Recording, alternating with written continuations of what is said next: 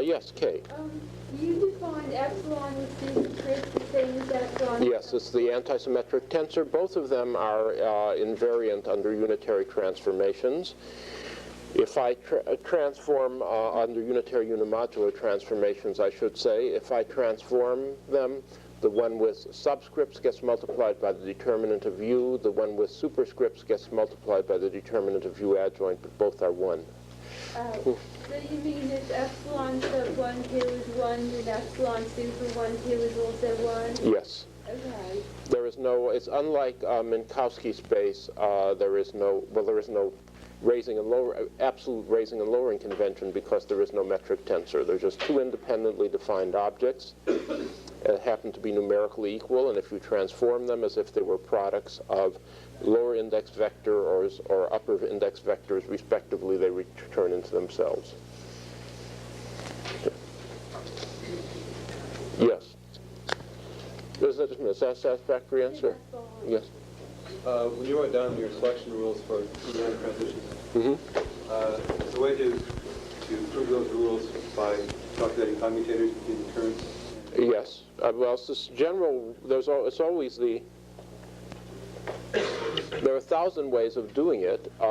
If in general you have you can do it by commutators, or you can say that if you have you're always interested in initial state, some operator. Well, always, I'll put a squiggle on it so we won't confuse it with 0. Final state.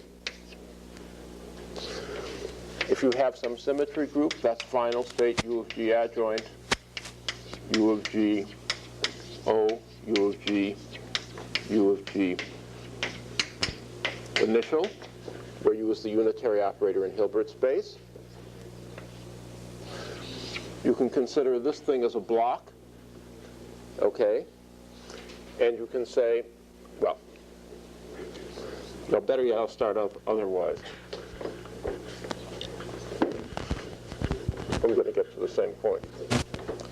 You know that if you have two states, final state and initial state prime, okay, there'll be a matrix element between them only if the final state and the initial state transform according to the same representation of the symmetry group. Here I consider I prime to be this whole block here. I know how it transforms.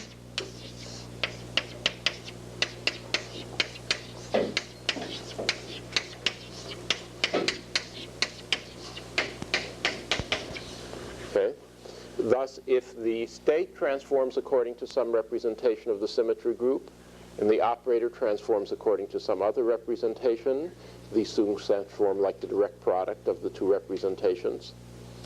Thus, if I have an I equals 1 operator, like the isospin's part of the electromagnetic current, acting on an I equals 1 state, the result of the operator acting on the state must be an I product of a sum of an I equals 0 state, an I equals 1, and an I equals 2, because 1 times 1 is 0 plus 1 plus 2. And therefore, that's a funny sounding equation, but you know what I mean, I hope. And therefore, the final state must be either isospin 0, isospin 1, or isospin 2. Okay. Whatever the group is, it's always the same. If you know the rules for multiplying together group representations, you know the selection rules for an operator of a given transformation property. Okay, that's a satisfactory answer? If you want more details, I'll be happy to give them to you privately with all the indices written out. Are there other questions?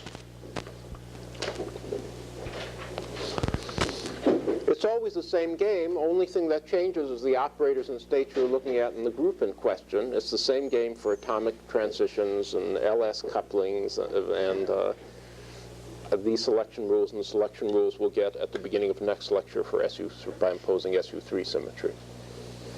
It's always the same. If you know how to multiply group representations, you know, and if you know how the operators and states transform, you know the selection rules. Now, last lecture we attempted to construct, or we made a guess about what the irreducible, oh, are there other questions? I'm sorry. I'm still a bit, I have carrying momentum from the seminar. I like it.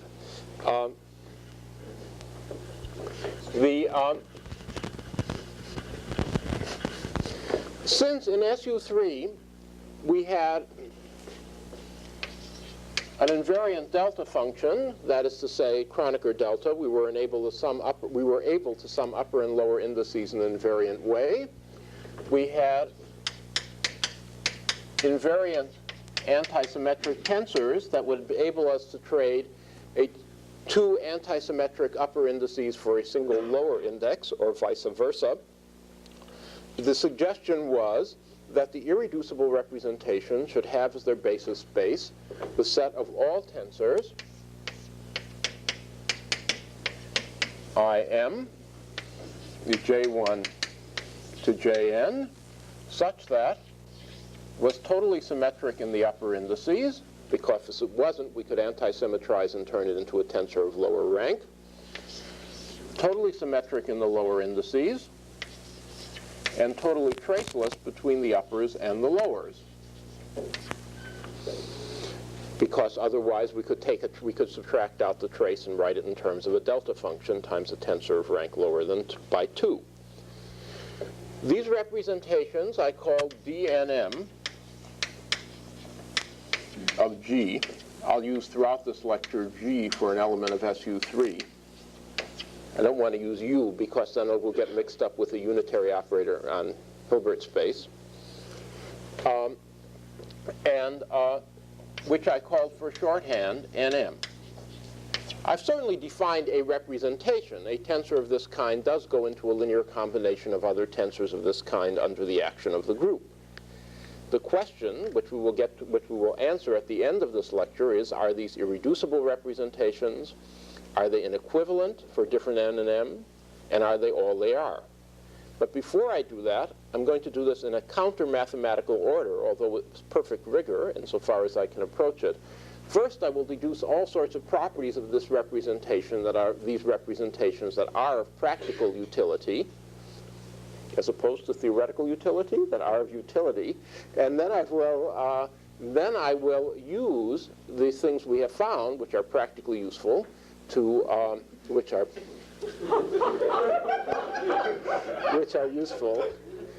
the useful things we have found, even for those who are not interested in mathematical fine points, at the end of the lecture to prove that they are in fact inequivalent, irreducible, and complete.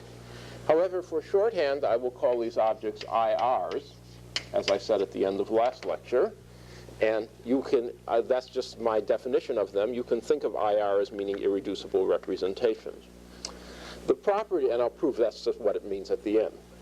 The properties of the IRs I want to develop in this lecture is the usual properties when one encounters a new group and its representations, the same properties we investigated for the Lorentz group in the first semester of this course, and for the rotation group, for those of you who took Physics 251 from me. We want to know what's the result of complex conjugation. That's an easy question to answer because of the way we've defined it. NM complex conjugate is equivalent to, did I use a special symbol for is equivalent to when I discussed the Lorentz group last semester? I can't remember. I just used equal. Equal. Equal with a wiggly line? No, just the wiggly line. Okay, that means is equivalent to, maybe not the same matrices, but can be turned into by change of basis. To Mn, that's sort of obvious, so we've already answered that one, because the conjugates of upper indices transform like lower indices. That's the way we've defined things. The second point, which I'll have to work a bit, is the question of the dimensions. How many independent components does such a tensor have?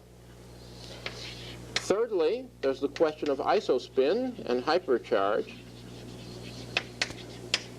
Equivalently, what happens when I reduce SU3 to SU2 cross U1 as a subgroup, and how do I put it in as a subgroup? What isospin and hypercharge do these SU3 supermultiplets contain? And there will be a digression here before I go on in the general thing on matrix methods. I showed last lecture how for the case of SU2, You could eliminate complicated Clebsch-Gordon-Rhe for some simple representations by using some matrix tricks, writing the nucleons as row and vectors, the antinucleons as column vectors, and I have it backwards, and the meson, the pion field, as a 2x2 traceless matrix. We'd like to use similar tricks for SU3, because as you probably have learned from reading Scientific American, if nowhere else, it's representations of low dimension that turn out to be most useful in physics. Have to work with most often. And finally, direct products. What happens if we multiply together 2 fields or 17 fields? What representations occur? How do we build invariant Lagrangians? Then at the end, as I've already announced, I will turn to proof of irreducibility, inequivalency, that we aren't double counting in our list of NMs, and completeness, that we've got all the irreducible representations.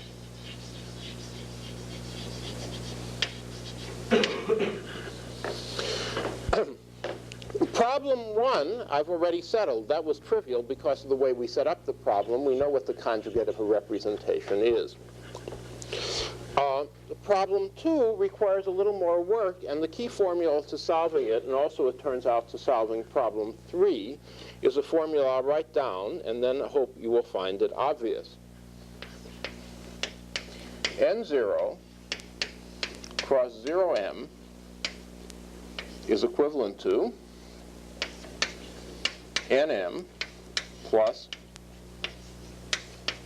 n minus 1, 0 cross 0m minus 1. This, once you remember the meaning of the symbols, this is an obvious formula. These are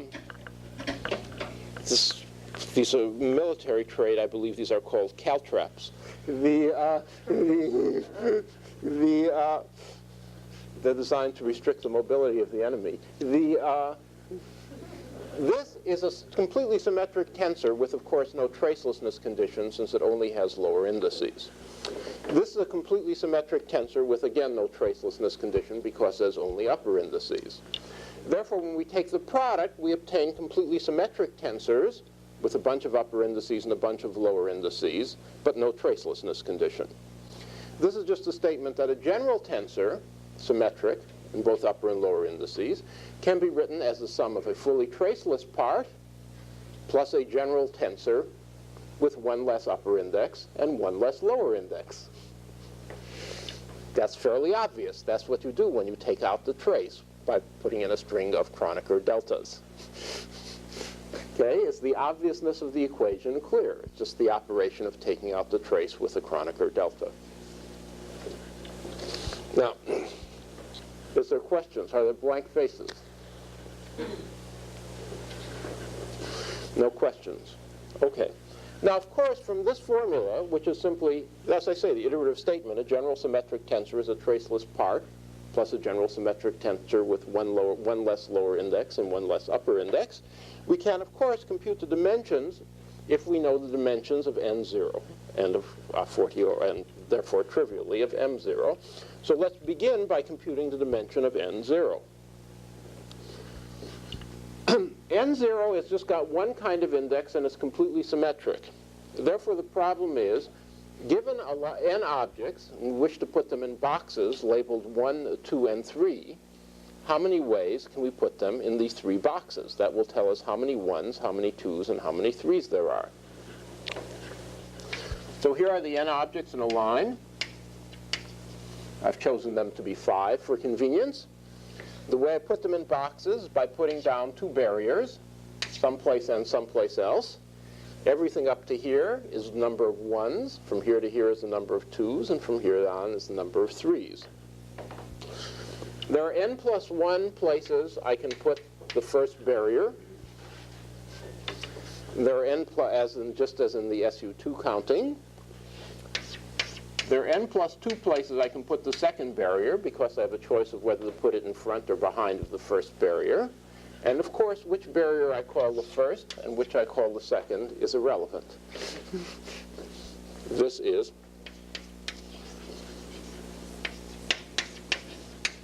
a dimension of n0, the number of completely symmetric tensors with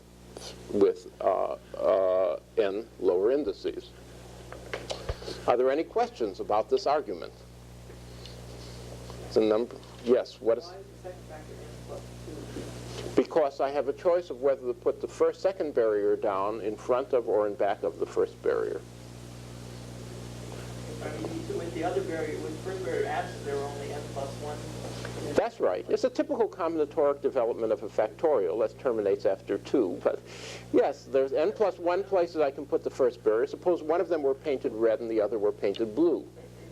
I put the first barrier down, a red barrier down anywhere, in n plus 1 places. Then I have n plus 2 locations I can put the second barrier, because I've got one more object in the game, the endpoints and the blue, red barrier. Then it doesn't matter whether I call it red or blue, so I divide by 2. Okay. By the same reasoning, of course, the combinatorics is identical. This is the way you can put n objects in 3 boxes. If you don't believe me, consider one object. You get 3 ways, which is 2 times 3 over 2. Okay, if I had put an n plus 1 in that second factor, I would have discovered that there are 3 halves. I would discover there's no, n plus 1 was what you wanted. I would discover there were 2 ways of putting one object in 3 boxes, which is obviously wrong.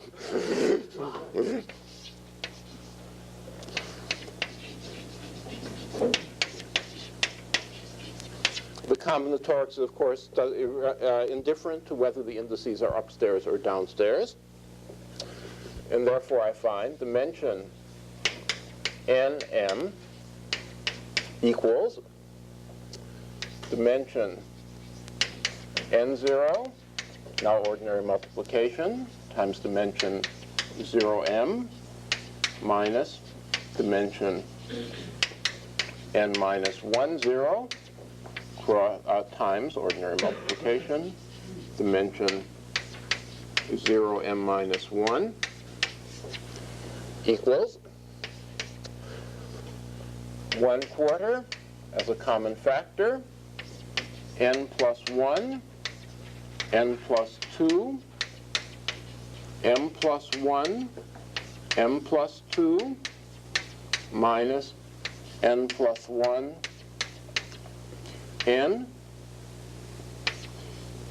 m plus 1, m. There's obvious common factors. It's 1/4 n plus 1, m plus 1 times 2n plus 2m plus 4, or 1/2. Well, I'll write it on top of the sideboard because we'll refer to it again and again.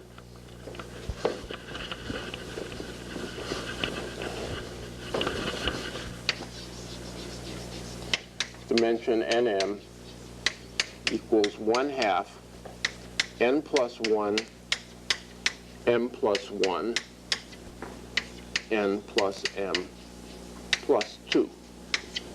Rather more complicated formula than 2s plus 1, the corresponding formula for SU2, but still relatively straightforward.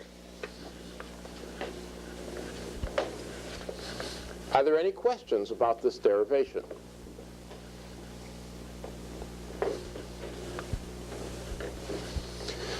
Now,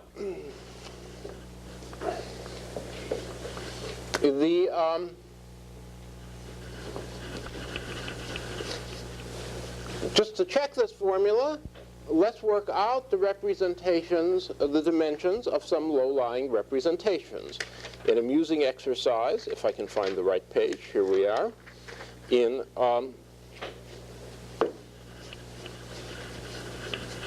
trivial algebra.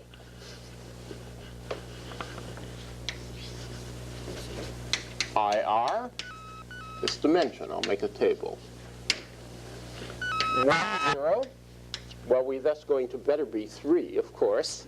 It's one lower index. Let's check it. 1/2 times 2 times 1 times 3, which is indeed 3. Likewise, of course, 0, 1 has dimension 3. 2, 0. Well, that's 1/2 times 3 times 1 times 4, or 1/2 times 12, or 6. And of course, the same answer holds for 0, 2.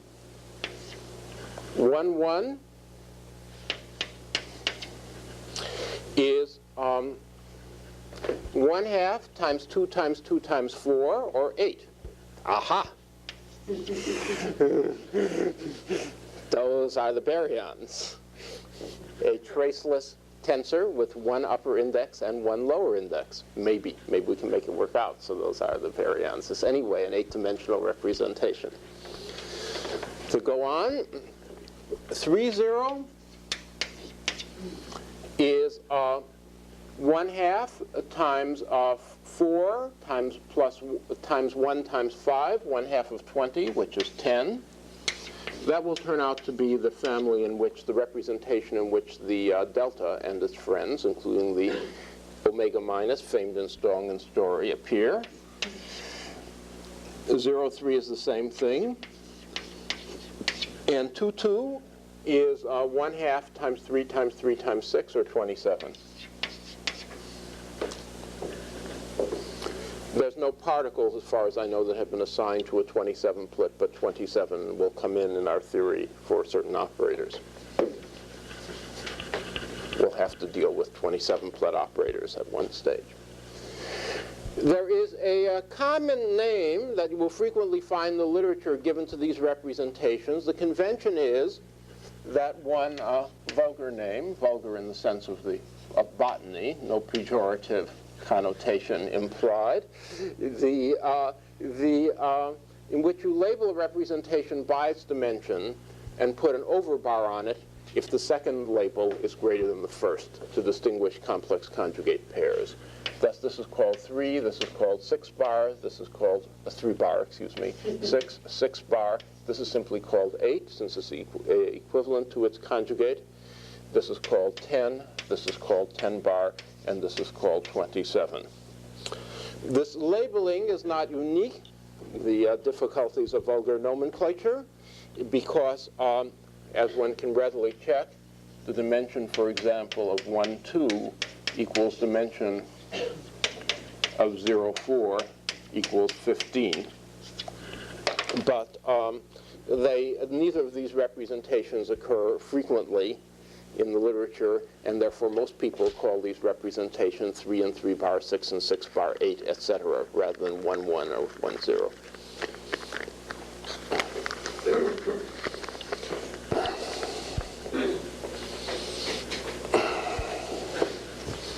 Are there any questions about this computation of dimensions or cataloging of representations?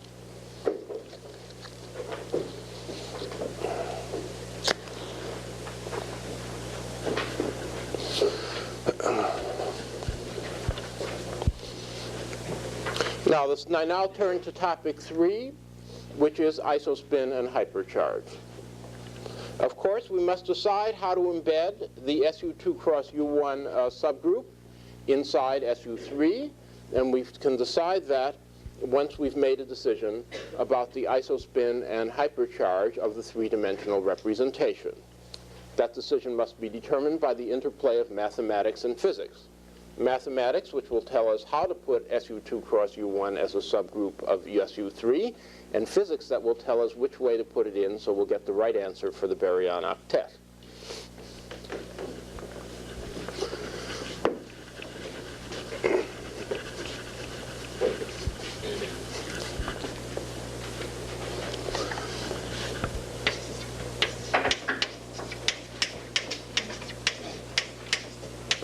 For the moment, I will worry about embedding the SU2 subgroup, isospin, and take care of hypercharge shortly. Let us begin with the fundamental triplet representation, 1, 0.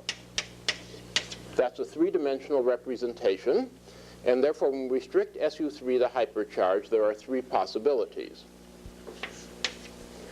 Either it becomes these three objects assemble into a single isotriplet, possibility A, or they fall into an isodoublet and an isosinglet, possibility B,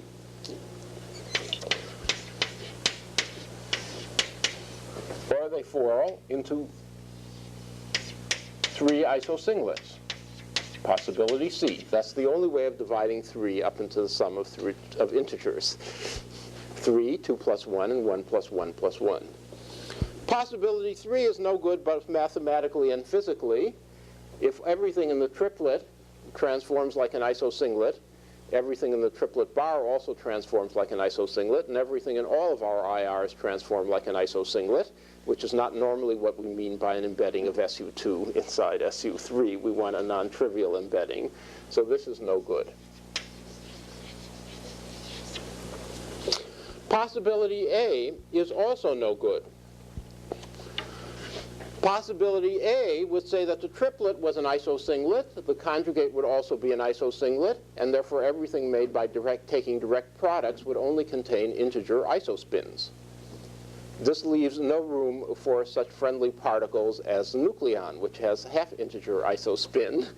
So therefore that is also no good, not mathematically no good, but physically no good if we want to solve the 8 baryon problem.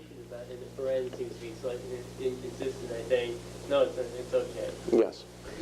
They're labeled by the number S.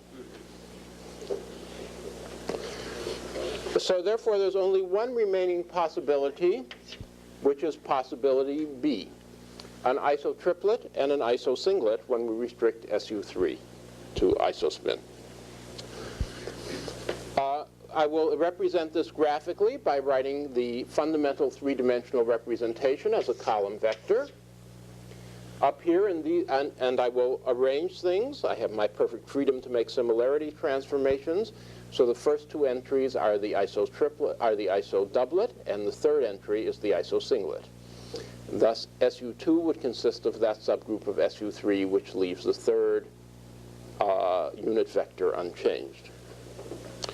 These are conventionally labeled up, down, and singlet, or according to WAGs, up, down, and sideways, representing the isospin assignments. This is the isodoublet with this isospin up and isospin down, and this is the isosinglet. I'll just write the I sub z assignments next to them. Plus 1/2, minus 1/2, and 0.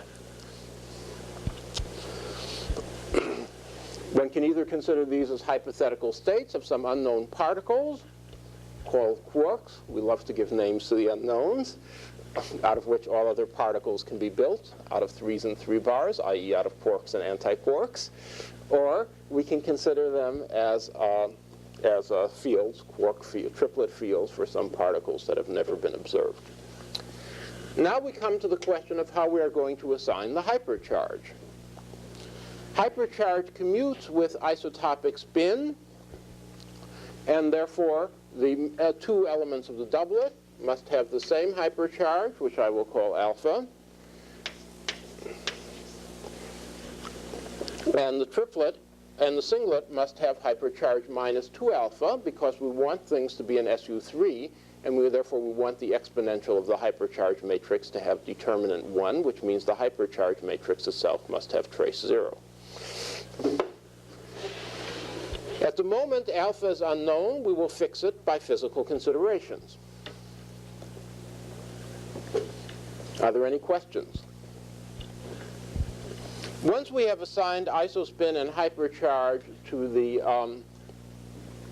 let me call this thing Q, in honor of the quark theory, although I won't talk about the quark theory in detail until probably next week. There are also, of course, once we know the isospin and hypercharge content of the triplet, the representation 1, 0, we know the isospin and hypercharge content of the representation 0, 1, which I will write down here, following my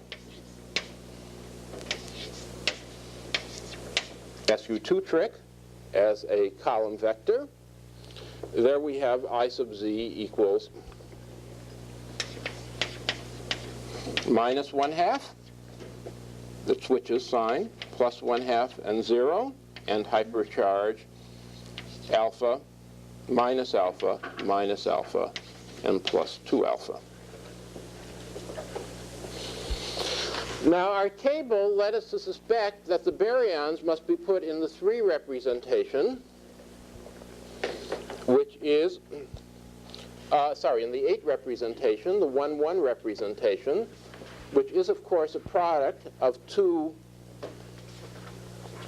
of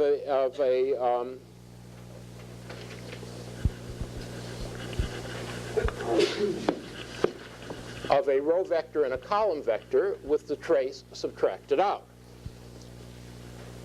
Therefore, if we write things as 1, 0 goes into 1/2 alpha, where I put the hypercharge up there in the corner because I got to put it someplace, plus 0 minus alpha, minus 2 alpha, and 0, 1 goes into 1/2 minus alpha plus 0, 2 alpha. I must consider 1, 1 equal plus 0, 0 equals 1, 0 cross 0, 1. Multiplying this thing, I see that this goes into, on reduction, 1/2 times 1/2 can produce either isospin 0 with hypercharge 0, or isospin 1 with hypercharge 0. I get 1/2 3 alpha plus 1/2 minus 3 alpha, and finally I get an additional 0, 0. Of course, the representation 0, 0, the trivial representation of the group, is from this with this. The representation 0, 0, the trivial representation of the group, is trivially an isosinglet with hypercharge 0. So I can cancel that out of the two sides and simply get 1, 1 goes into these things. We observe that this is in a jolly position to be the lambda. This is well suited to be the sigma. And this can be identified with the nucleon and the cascades if we choose alpha equals 1/3. There is, of course, the option to choose alpha equals minus 1/3 and change the identification of the nucleons and the cascades, but this is just a matter of convention. If we choose alpha equals minus 1/3, we would have the same hypercharge assignment for the antiquarks that we originally had for the quarks. And all that would change would be our convention about what we called quark and antiquark, and what we called an upper index and what we called a lower index. Our equations would all look different, but the physics would be the same. For the benefit of mathematical purists, this corresponds to the existence of an outer automorphism of the group SU3 induced by complex conjugation.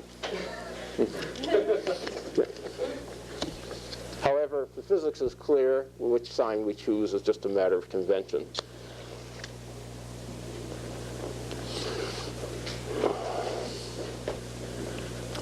Are there any questions about this?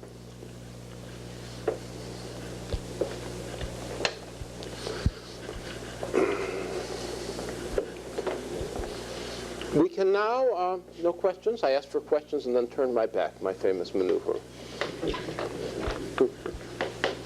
We can now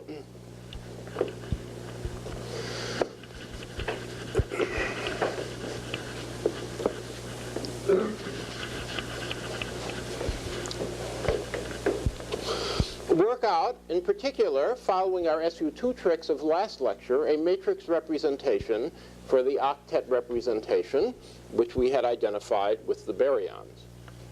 This is a traceless tensor with one upper index and one lower index. That's the meaning of 1, 1.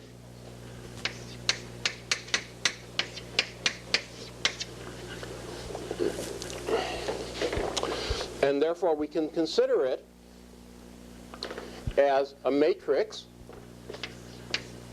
which transforms as if it were the outer product of a Q and a Q bar, just as before we considered the pions transforming like a nucleon and a nucleon bar. This will be a 3 by minus trace, of course. The times the identity matrix over 3, if you're going to, for purists.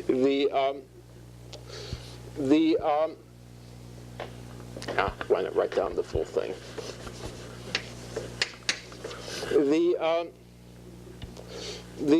That's the typical way such things transform. You remember that our Q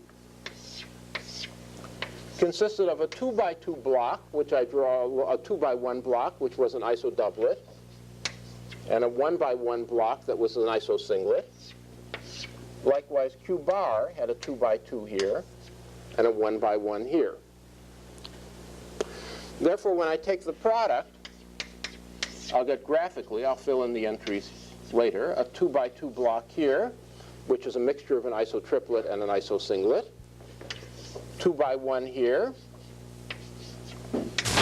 2 by 1 here, and 1 by 1 here. I'm glad the numbers are 2 and 1, since I don't have to write things down. I can just draw long lines and short lines. This will be a mixture of I equals 0 and y equals 0, I equals 1. That is to say, the traceless part of the 2 by 2 matrix and its trace. This will be pure I equals 0. And of course, this entry here and this entry here will be connected by overall tracelessness. This will be I equals 1/2. And this will be I equals 1/2. When I restrict myself to the SU2 group, to transformations that leave the third vector unchanged, that's how the components of this thing will transform. We also see that this is, of course, y equals 0. We've already computed that. This is made from the positive hypercharge here, up, down, and therefore this will be the y equals +1. That is to say, the nucleon, this will be y equals -1, and this will be y equals 0. Thus, we can write down the matrix.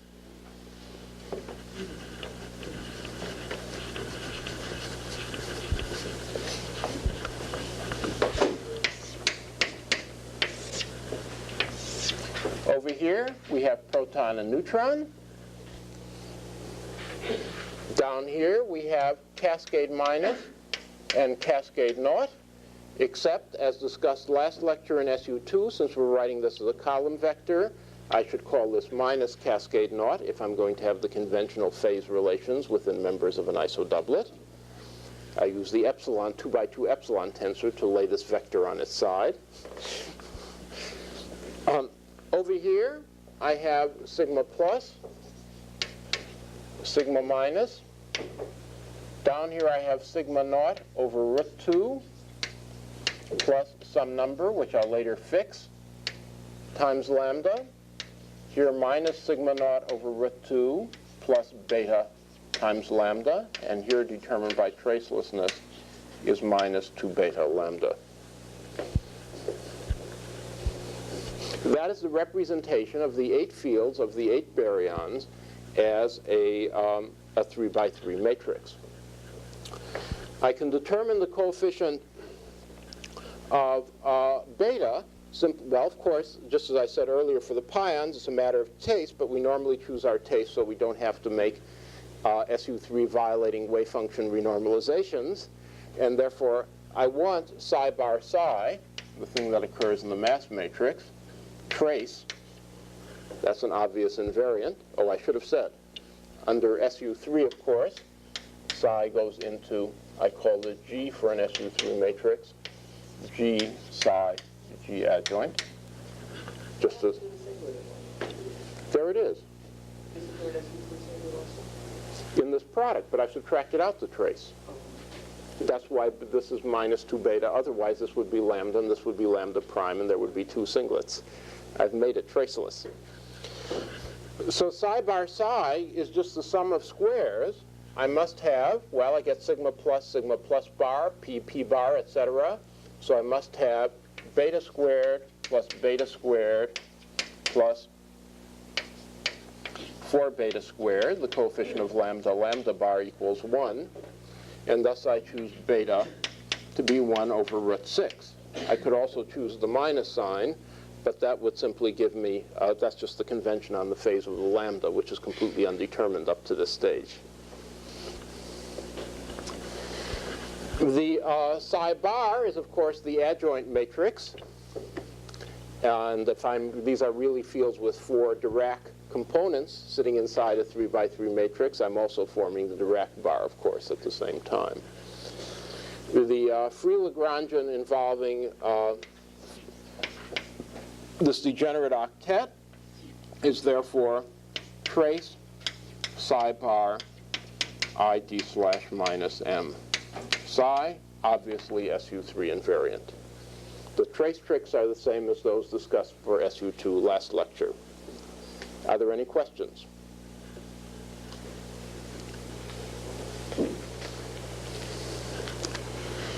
As it happens, there are 8 pseudoscalar mesons of low mass. In fact, there's a 9th one that most people think is a singlet, but it doesn't mix up much with the 8, even with SU3 violating interactions.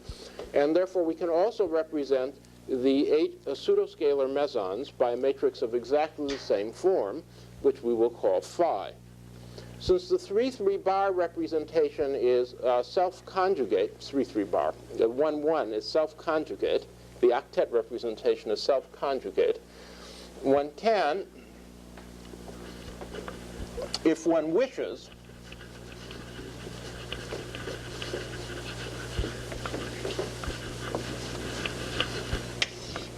impose the condition phi equals phi adjoint.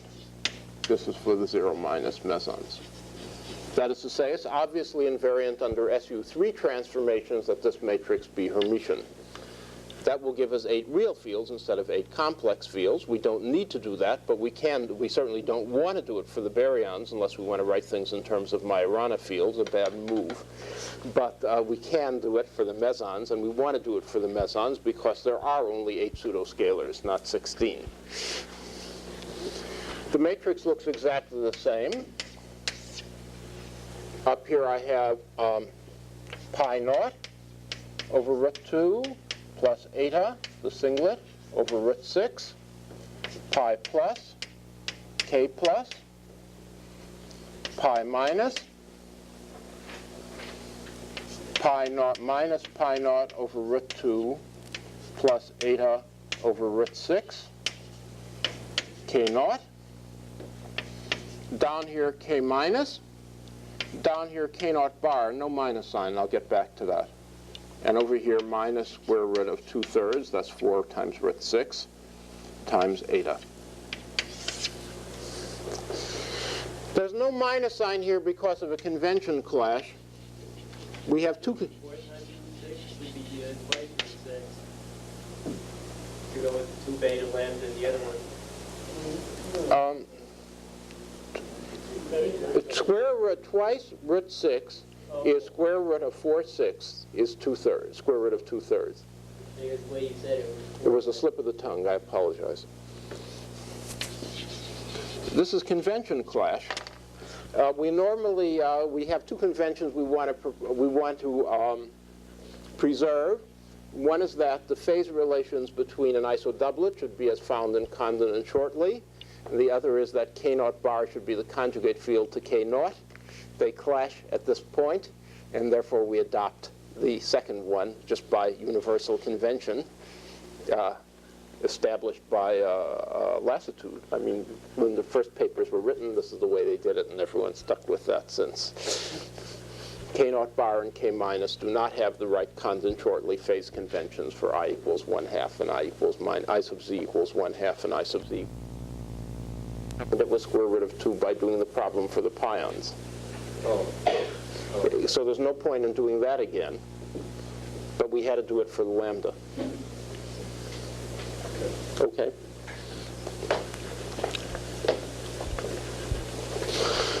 We can now write down, of course, an SU3 invariant Indeed, SO8 invariant meson interaction. I'll just add it on here. Plus 1/2 trace d mu phi plus minus, mu squared, phi squared. That's just the sum of the squares of all the fields, all normalized the same way. We can also make a guess about invariant Yukawa interactions. Phi and psi transform in the same way to wit this way. So any product of psi's and phi's with this trace taken will be an SU3 invariant. We have one psi bar, and one phi. By the cyclic invariance of the trace, we can always put the psi bar in the first position. But then there are two possibilities, whether the phi precedes the psi or follows the psi. In fact, in the literature, the symmetric and anti-symmetric combination of these two possibilities is used. And one writes a coupling constant called D, psi bar, I gamma 5, anti-commutator of phi and psi, plus a coupling constant called F type. These are dumb names that have no particular meaning attached to them. D and F stand for nothing and nothing. I've never worked out the history. It's one of those things Murray Gell-Mann found in the seminar Sophus Lee, so perhaps they stand for famous French politicians. And I should have left out my trace symbols, which should have disturbed you, of course. Before I put the trace on, this is a 3x3 matrix, not an invariant. Of course, nothing we have said so far demonstrates that these are the only couplings. We will shortly find they are the only couplings. At the moment, there are simply two possible, obviously SU3 invariant couplings, which one can write down. And of course, also Lorentz invariant. Are there any questions? Are people falling asleep because they know it all already? They've seen this stuff before, this way. Some of you haven't. I'm sorry. Those of you who have must suffer. In this way, do not have a novel way of working it out. That was not in the literature because I helped write the literature. So, modesty. Well. Now, now, this was a promised digression on matrix tricks, which we've gotten to in advance of understanding the general. Let me make sure I've said everything I want to say. Yes. Understanding the isospin and hypercharged decomposition of a general representation. I'll work that out now, returning to topic 3 after the digression, by using the same formula I used before. To wit, N0 cross M0, thank you, 0M, equals NM plus N minus 1, 0 plus 0M cross 0M minus 1.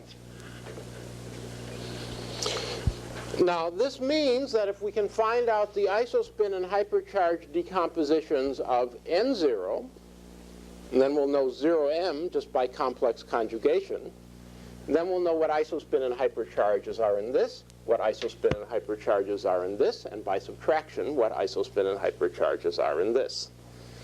So the whole thing is to find out the isospin and hypercharge decomposition of N0. Well, this is fairly easy. N0 is the completely symmetric product of n quark, or triplet, or 1-0 representations. The quark is a 1/2 with hypercharge 1/3, and the singlet with hypercharge minus 2/3. Therefore, when we make the direct product, there's only a certain number of things we can do.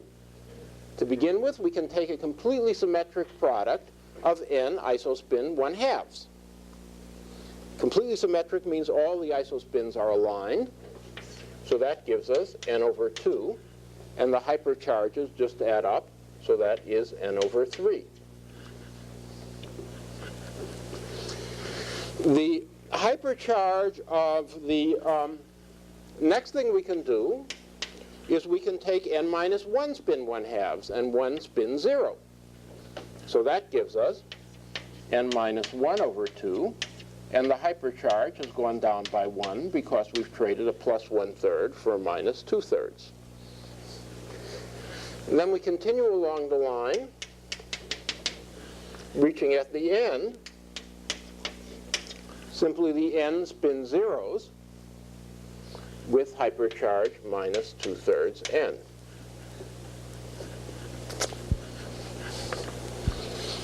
That's easy. That's n0. That's the isospin hypercharge content, and I shouldn't write equals. I should write goes down to when I reduce SU3 to SU2 cross U1. Thus, we can make a table. If we want to find out what's in N0 cross M0, the easiest way to do it is to make, that's the left-hand side of this equation, N0 cross 0M, is to make a sort of square array.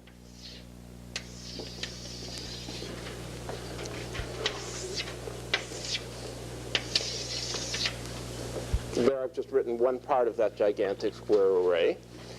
Down here I'll write N0. Over here I'll write 0M. That's of course the same looking thing, M except the sign of the hypercharge has changed.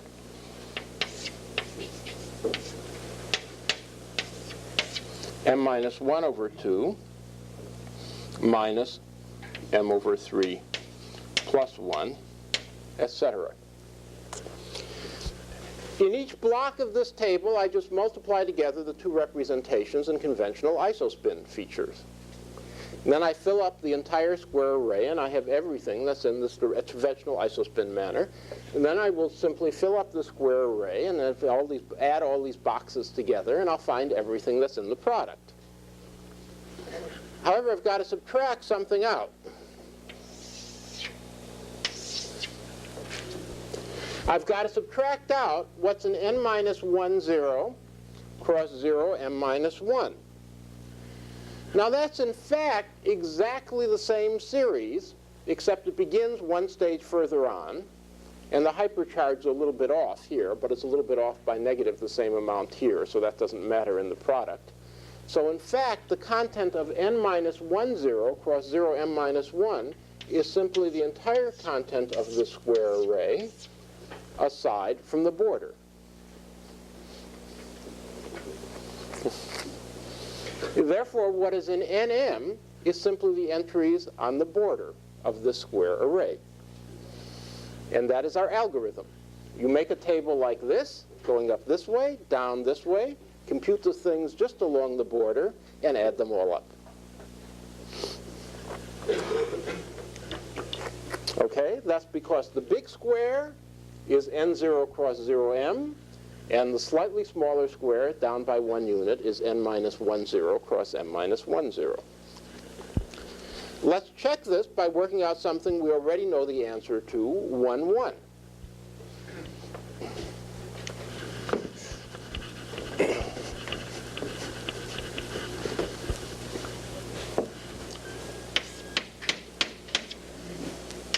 Well, there we've got a 2 by 2 table.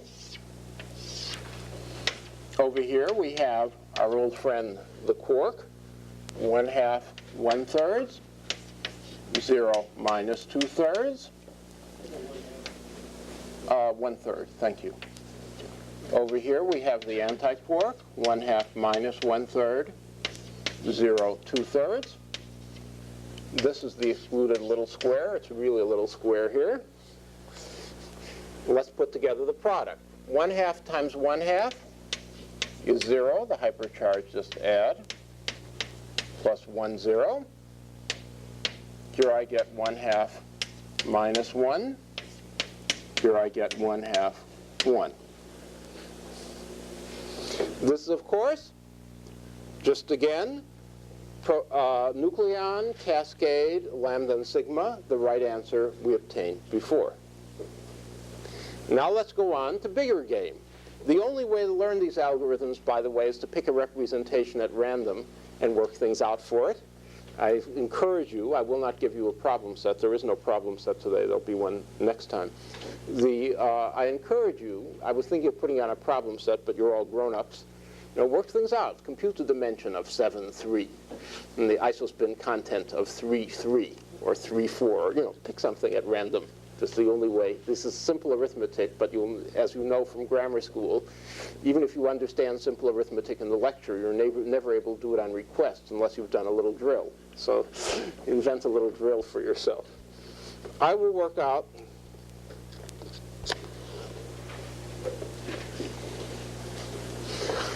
a 2, 2. The 27 plot. That's a little more ambitious. That's a 3 by 3 box.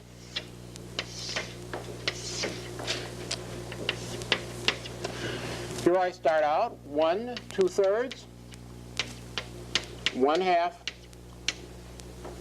minus 1/3, 0 minus 4/3, 1 minus 2/3, 1/2, 1/3, 0 minus 4/3. This is the excluded section. Multiplying these together, I get 2, 0, an isoquintuplet with hypercharge 0, plus 1, 0, plus 0, 0. Multiplying these together, I get 3/2 minus 1, plus 1/2 minus 1. And here I get 1 minus 2.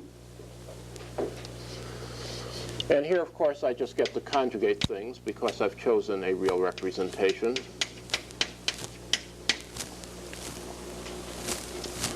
One, and down here, 1, 2. Is that sign in the 4/3, right? The minus? Plus, I'm sorry, yes. Otherwise it wouldn't add up.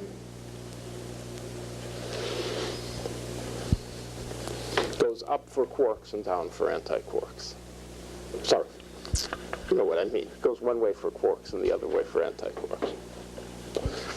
In the literature, the isospin hypercharge contents of these representations are frequently depicted by what are called weight diagrams.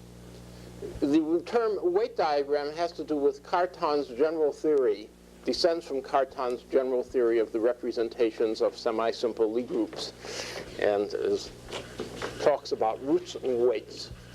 But that's not relevant to us. They're simply pretty pictures that are that are formed by plotting y this way and I sub z this way and putting a dot wherever there is a particle. Thus, for example, the weight diagram for 3 looks something like this. It's a triangle where this is 2/3 and this is 1/2. Whoops, sorry, dead wrong. That's the weight diagram for 3 bar. 3 is the same thing upside down. The weight diagram for 8 looks like this. There's an isotriplet with hypercharge 0. The spacing is now unit spacing. There's an isosinglet with hypercharge 0. We indicate that by putting a circle around the dot to show there are 2 particles in that position. Convention. And then there are the 2 isodoublets, making a pretty hexagon. There's a deep reason why these things come out to be beautiful geometrical figures rather than random arrays of dots, such as discussed in Marcotz's colloquium. But that has to do with the structure theory of Lie groups. I'm not going to go into it here. The weight diagram for 27 we can draw with hypercharge 0. There's an isoquintuplet. On top of that, there's an isotriplet. On top of that, there's an isosinglet. With hypercharge 1, there is an isoquadruplet. And on top of that, an isodoublet. With hypercharge 2, there is an isotriplet.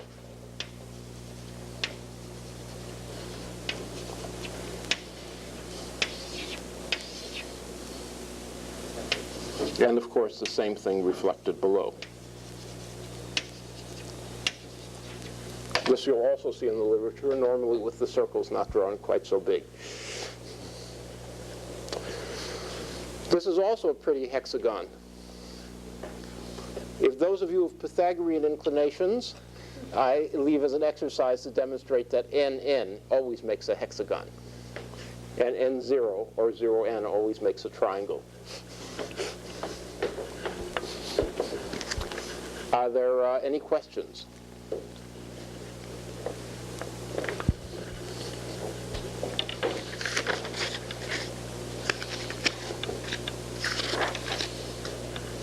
Now we turn to the fourth of our announced topics.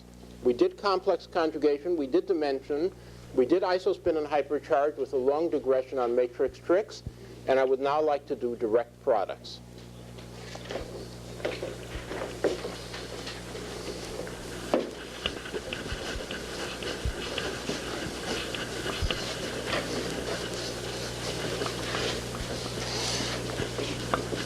Given Nm cross n prime m prime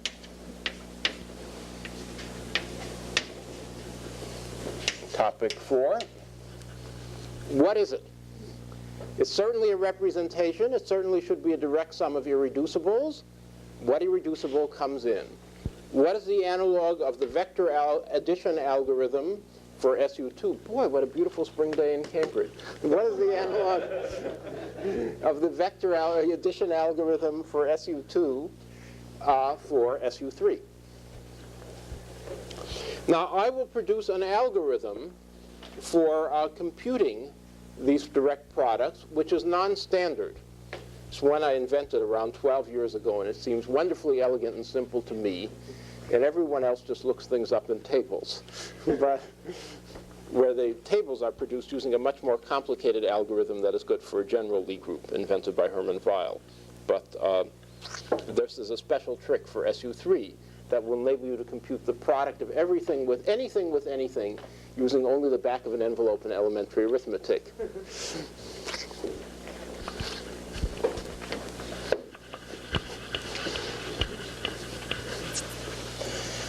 The algorithm is a two-step algorithm. Firstly, we take this product and reduce it to a sum of certain special reducible representations which I will define.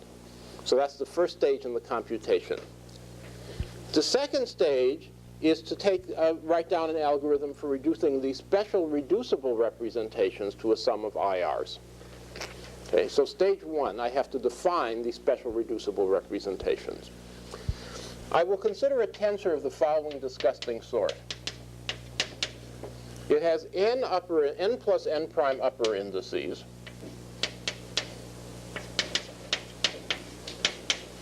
I should say m. I've been using m for upper indices throughout. And n plus n prime lower indices. N. J n plus 1. ...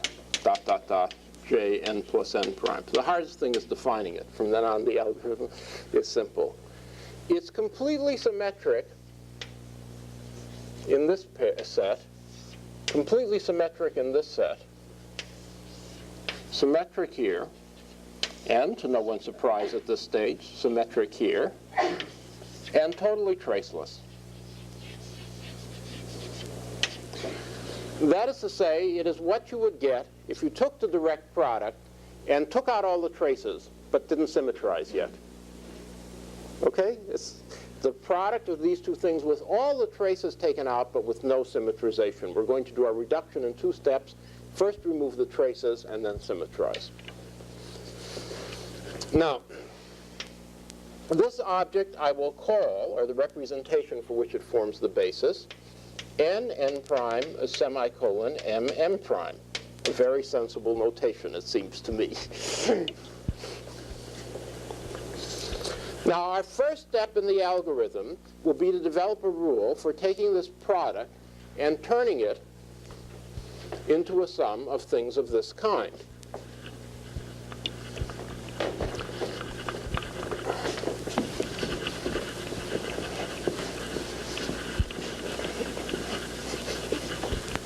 This is stage one. Nm cross n prime m prime. Now this is very simple. We don't have to worry about symmetry. We just have to worry about tracelessness. So what we can do is we can sum one of these indices with one of these to obtain a tensor of lower rank. Two of these with two of these. Whoops, I'm sorry. I left out an important step. Sorry. Yeah, no, that's right. That's exactly right. One of these with one of these, and three of these with three of these, etc. It's, of course, already symmetric among these and traceless among these and these, because we started out with traceless matrices. Thus, I simply have a double direct sum. Direct is equivalent to a direct sum. R equals 0 to minimum of n and n prime. S equals 0 to minimum of m and m prime, n minus r, n prime minus s,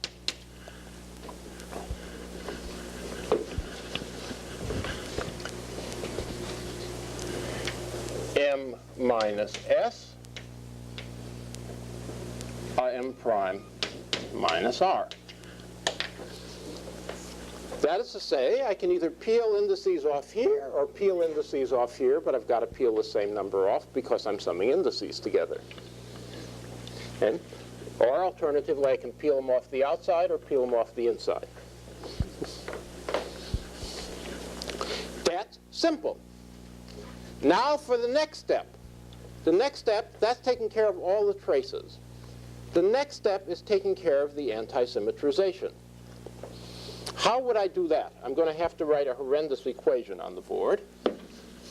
Let's suppose I decide to anti-symmetrize, let's say, in the pair of indices I1 and IM plus 1.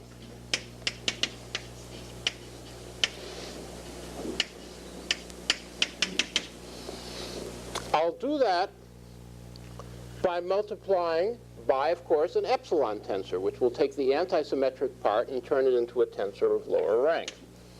So I'll take epsilon k, I1, IM plus 1. Which one I pick up here and which one I pick up here doesn't matter, because those pairs are completely symmetric. Thus, I've taken the part that's antisymmetric in the indices I1 and IM plus 1. I picked the two uppers just for simplicity. I could do the two lowers just as well, and reduce those two antisymmetric ones to one of lower rank. Now, the amazing super fact that keeps me from getting involved in an infinite regress is that this is already symmetric in all of its lower indices.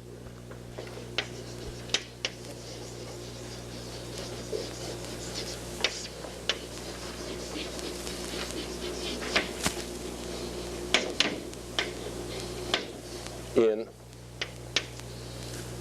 k, j1 dot dot dot, jn plus 1 dot dot dot. This is not obvious. I will prove it to you shortly.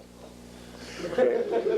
That means, however, that when we do our systematic anti-symmetrization, we can only turn two upper indices into a lower index, or four upper indices into two lower indices, etc. Once we start turning uppers into lowers, we can't pause and start turning lowers into uppers again. That's done for us automatically. Now the proof is in fact quite straightforward. I will prove it by multiplying this by an epsilon tensor in any chosen pair of lower indices and showing the result is 0. For example, suppose I multiply it by epsilon r j1 jn plus 1. If that's 0, that's proved it's already symmetric in j1 and jn plus 1. Now the trick is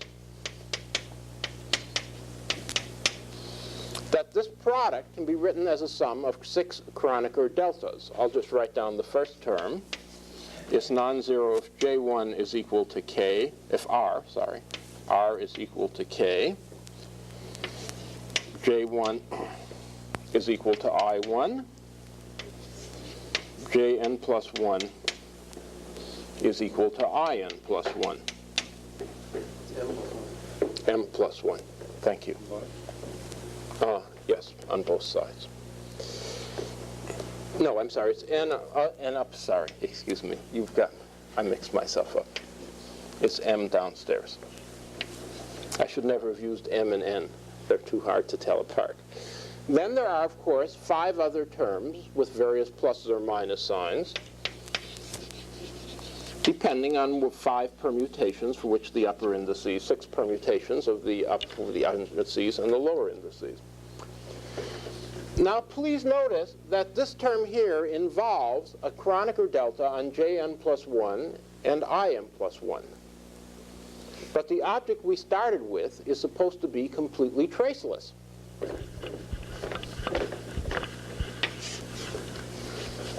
Therefore, that gives us 0. Indeed, every term in our permutation must involve some delta function that sums over 2 of our original indices, because there are only 2 loose indices lying around, k and r.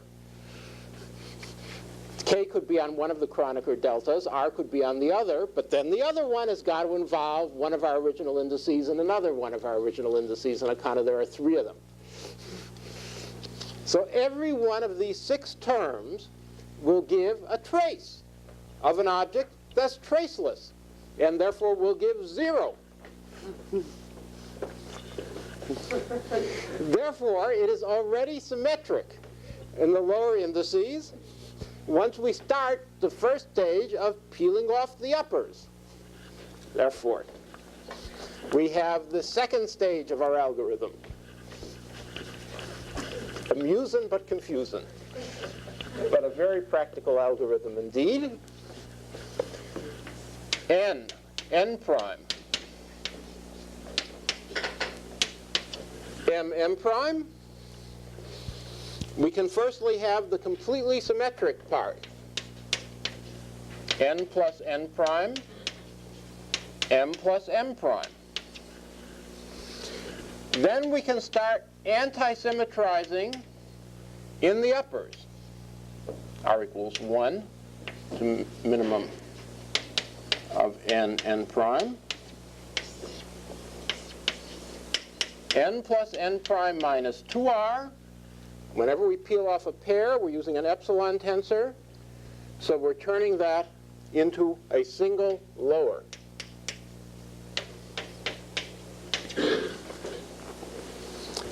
Or we can equivalently,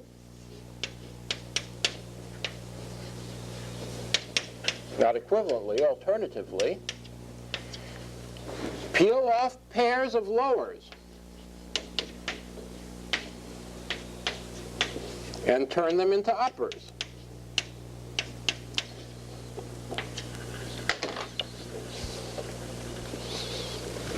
But that's the end of the story. Once you've started anti-symmetrizing on the uppers, you don't have to turn around again and anti-symmetrize on the lowers, because it's already symmetric on the lowers. You might not have followed the argument, but you should be able to understand the algorithm. I leave it for you to study your notes and follow the argument. But the algorithm, as is stated here, is incredibly simple. You just multiply these symbols together, okay, and the rules are: first stage, you take them off the sides and you take them off the middles. Second stage, you take 2 off the left and make it 1 on the right, or take 2 off the right and make it 1 on the left, and do that as many times as you can. Let me give an example of this algorithm in action.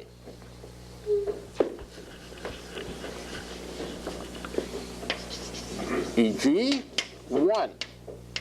One we've already done to give us confidence. We know what this is. It's 1, 1 plus 0, 0. Let's see that work. Equals, first stage, 1, 0. That's the 1 here and the 0 here. 0, 1. Second stage, either cancel them off on the outside or cancel them off on the inside. Well, there's no cancellation to be done on the inside, so we cancel them out on the outside.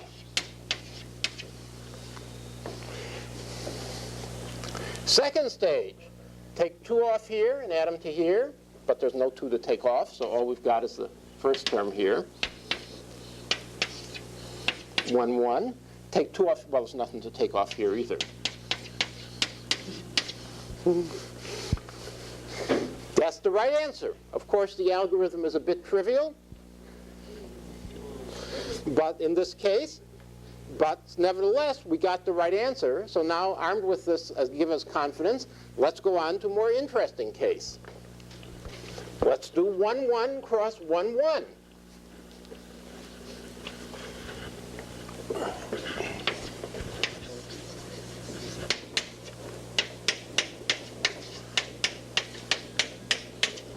Okay. This is really interesting. For example, we know the critical importance in isospin of isospin invariance and meson-baryon scattering. It tells us our amplitudes, our pion nucleon, I should say. It tells us our amplitudes are either I equals 3/2 or I equals 1/2, and that connects a lot of data. SU3 is a much more powerful group. There we've got an octet of mesons and an octet of baryons. What is the corresponding statement in meson-baryon scattering in SU3? Do we have 2 amplitudes like in isospin? 17, 121? What's the answer? What are their transformation properties? Well, we know how to compute the answer. First stage of the algorithm, 1, 1, 1, 1. Don't have to tell you which one comes from where. Second stage, either peel them off the outside or peel them off the inside or both. Peeling a pair off the outside. Peeling a pair off the inside. Sorry, I wrote down the same thing over again. I apologize. 1, 0, semicolon, 0, 1. Peeling a pair off both the inside and the outside. 0, 0, 0, 0.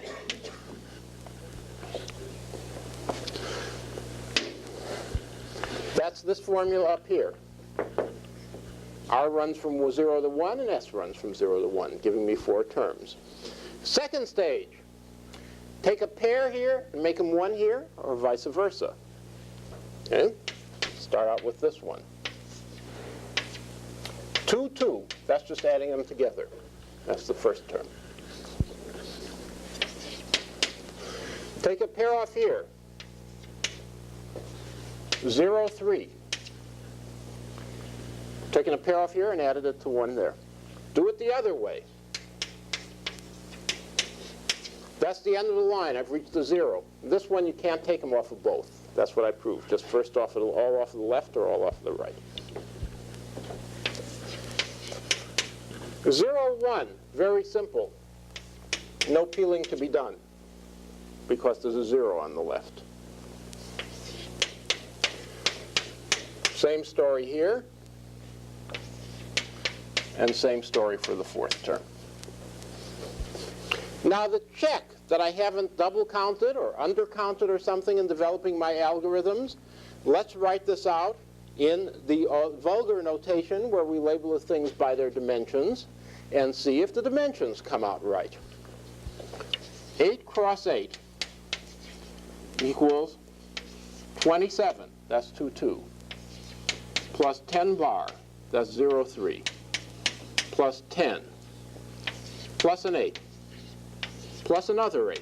Notice that unlike SU3, SU2, the same representation can occur twice in a direct product. Plus a 1. Okay, now is the moment of truth. I'll add up the dimensions. 64 on the left. 27, 37, 47, 55, 63, 64. Okay. Thus we see that while in SU2 invariant theory of pion-nucleon scattering, we have two amplitudes, SU2 theory, in the SU3 theory of meson baryon scattering, and that's anything. K's off of cascade minuses, not that anyone has done that experiment, or even put in a proposal for it, but you know, eta's off of lambda, anything. There are 1, 2, 3. Now we come to a tricky point. Because if this is the initial meson nucleon state, then the final meson nucleon state is, of course, represented by the same formula.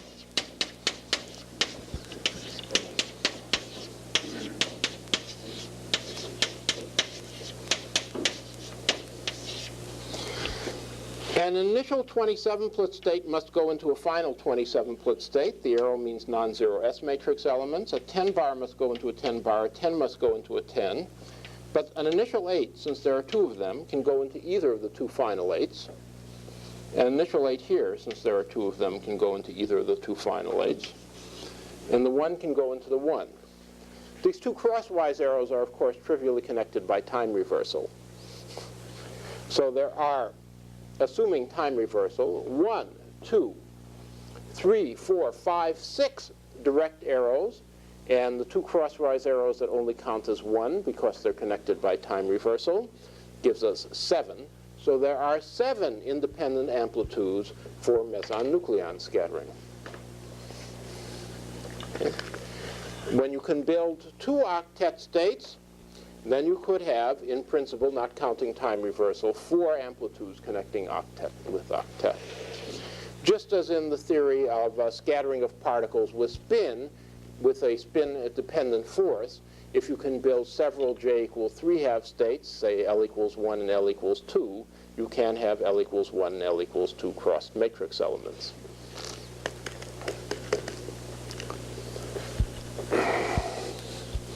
I'm going to run on for 4 minutes more. I'm not going to prove everything. I'll prove that at the beginning of the next lecture. But before I run on for these 4 minutes more, is there any question?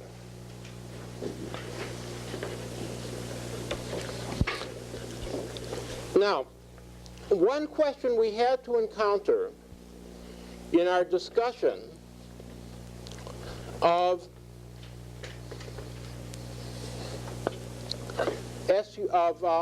both isospin and of the rotation group theoretically the same thing, and of Lorentz group, is a question of the symmetry and anti-symmetry of the direct product if the two representations are identical, or I should say the symmetry and anti-symmetry of the Clebsch-Gordan coefficients. For example, if I'm putting together 2 pions in an S-wave state, although 2 pions can in general have I equals 0, 1, or 2, I equals 1 is excluded because that is anti-symmetric in isospin and won't match with the symmetric in space and spin, trivial spin, S-wave state. Now, so I have the problem if I have 2 identical representations, which terms in the series generated by this algorithm are symmetric and anti-symmetric, which are anti-symmetric. So you can think I'm putting together 2 particles in an S wave or a P wave or a J3 or an L triplet 3/2 state or whatever. Triplet 3/2 is not likely. Triplet 2, you know, or whatever. Or I'm multiplying together 2 fields at the same space-time point, and I only am going to get the symmetric combinations or the anti-symmetric ones, depending upon whether they're Bush or Fermi fields. So if I have Nm cross Nm, there's no point in talking about the exchange unless the 2 representations are the same. That generates a set of terms here. And the whole algorithm is set up in such a way so that the symmetry is manifest. If I exchange these 2 things and these 2 things, that's just exchanging these 2 entries and these 2 entries. Therefore, in the sum, n minus r, n prime minus s, m minus s, m prime minus r, goes into n minus s. I shouldn't put a prime on here because they're the same. N minus s n minus r, m minus r, m minus s. That is to say, if r is equal to s, the terms are symmetric.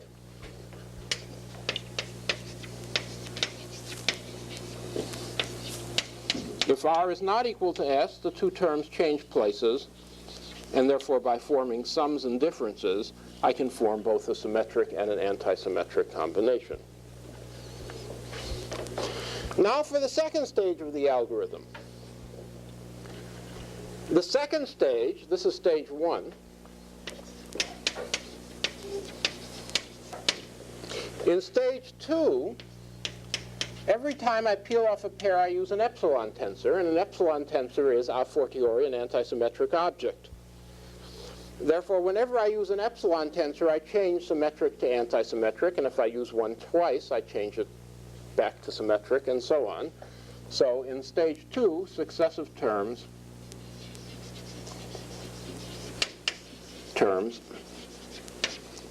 change the symmetry. If it's symmetric and I do it once, I get an antisymmetric object. If it's antisymmetric and I do it once, I get a symmetric object. Of course, I don't have to worry about these terms in stage 1. The fact that the signs keep flipping and I have to take the sums once and the differences the next time isn't to get a symmetric object is totally irrelevant if I'm just counting the number of symmetric and antisymmetric objects. It's only the terms where r equals s that I have to keep count of that. Thus I see up here, this is symmetric. Okay. This is symmetric, and these two change places.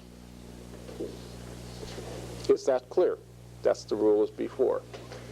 Now, I use the algorithm. This is the completely symmetrized term, so it's symmetric. This term I've used the epsilon tensor once, so it's antisymmetric. This term I've used the epsilon tensor once, so it's antisymmetric. These two terms change places, so I could take a linear combination of them and call one symmetric and the other antisymmetric.